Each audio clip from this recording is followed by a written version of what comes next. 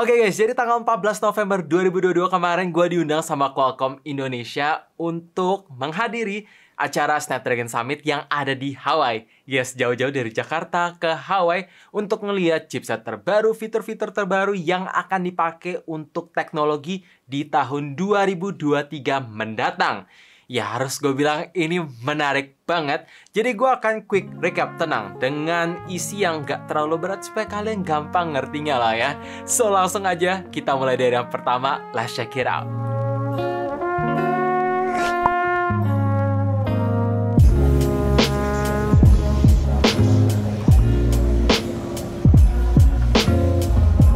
So guys, welcome back to Opti Deden Channel. Nama gue Greg. Jadi sekarang ini gue lagi ada di Soekarno-Hatta Terminal 3 dan mau pergi ke Hawaii untuk ngikutin Snapdragon Tech Summit. Jadi ikutan keseruan gue juga. Let's check it out.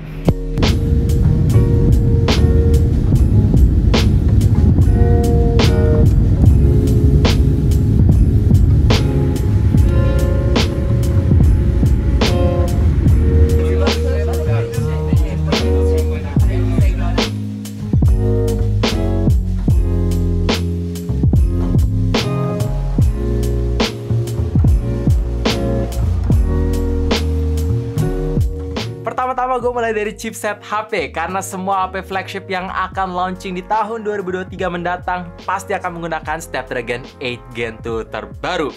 Emang dalam segi arsitektur masih sama di 4 nanometer, tapi dalam segi power efficiency bisa lebih efisien sampai 60%, CPU clocknya lebih ngebut 35%, dan GPU clocknya bisa meningkat sampai 25%. Ini menarik banget karena terlihat dari angka Antutu yang bisa hit sampai 1.280.000.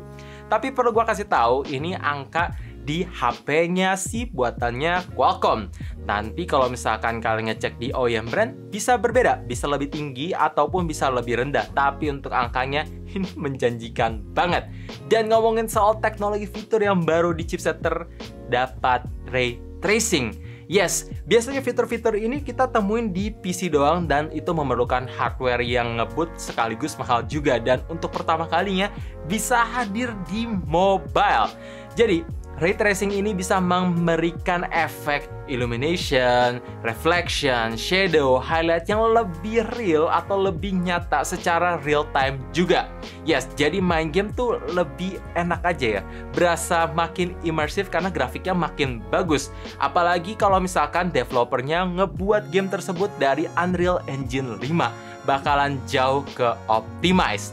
Dan dalam segi sisi kamera, untuk pertama kalinya menggunakan ISP baru atau Image Signal Processing baru yang namanya Cognitive ISP. Dan di acara tersebut, Qualcomm sama Samsung kerjasama bikin resolusi sampai 200 megapiksel. Dan untuk Sony, mereka bikin ukuran sensor 1 inch yang ada di IMX989. Jadi untuk hasil foto harusnya pasti akan meningkat karena ada beberapa fitur baru di mana kalian bisa cementing level. Jadi AI yang ada di chipset ini mampu membedakan mana background, mana orang, mana tekstur kulit, mana aksesoris yang dipakai untuk memberikan hasil foto yang lebih bagus.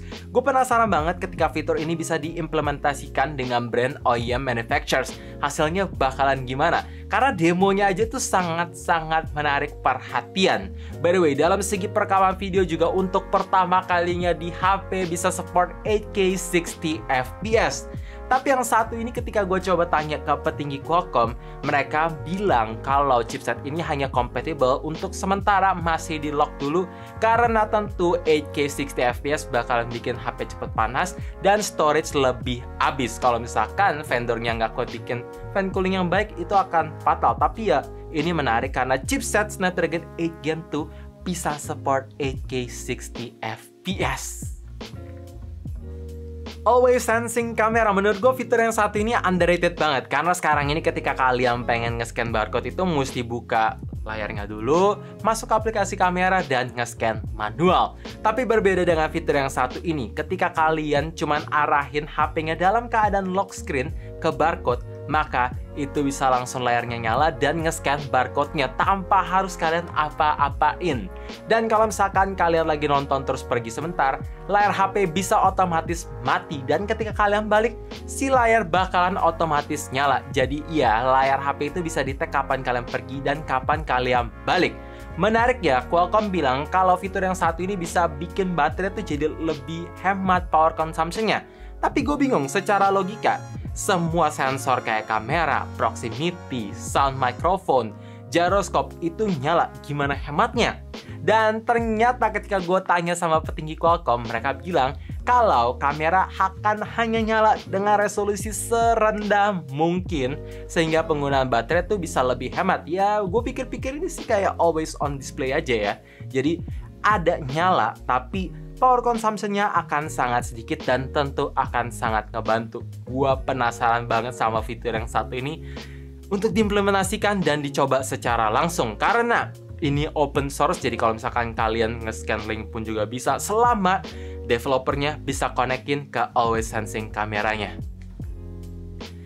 Gak cuma untuk chipset HP aja, tapi untuk speaker, headphone, headset, sampai TWS yang akan datang, Qualcomm memperkenalkan dua chip baru, yaitu Snapdragon S5 Gen 2 untuk kelas premiumnya dan S3 Gen 2 untuk kelas mainstreamnya. Tapi untuk di video ini gue akan bahas lebih fokus ke S5 Gen 2 aja, karena ini akan merupakan paradigma mengenai TWS yang akan datang, karena untuk pertama kalinya fitur spatial audio bisa tersedia di TWS yang akan datang. Jadi yes, suara yang dihasilkan itu bisa 3D all round kayak Dolby Atmos, tapi bisa support head tracking. Ya, kalau kalian nengok kiri, suaranya itu seolah-olah ada di kanan kalian. Kalau nengok kanan, seolah-olah suara ada di kiri. Intinya, kalau kalian lagi nonton konser, spatial audio bisa ngasih experience yang sama. Gila banget. Menarik banget kalau misalkan bisa hadir di harga 2 juta ke bawah, karena AirPods Pro bakalan kalah saing. Atau ya udah nggak monopoli lagi sih. Dan ngomongin soal latency pun bisa makin rendah sampai 48 millisecond. Artinya ketika kalian pengen main game ataupun nonton menggunakan earphone wireless, wah itu minim banget delaynya, gokil. Untuk chipset laptop dan PC ada, ya Qualcomm memperkenalkan Snapdragon 8cx Gen 3 yang support ARM 64-bit native apps, dan mereka bekerja sama dengan Windows untuk menghasilkan fitur-fitur yang spesial ada di laptop dengan prosesor menggunakan Snapdragon.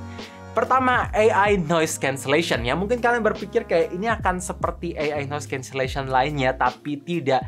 Gue harus kasih tahu ke kalian, ini berbeda banget, karena suara background sampai kayak suara jet pesawat, suara hewan peliharaan, suara bayi nangis, sampai suara kayak sekecil jentikan ataupun snack bisa diilangin untuk menangkap suara kita lebih jelas dan lebih clear.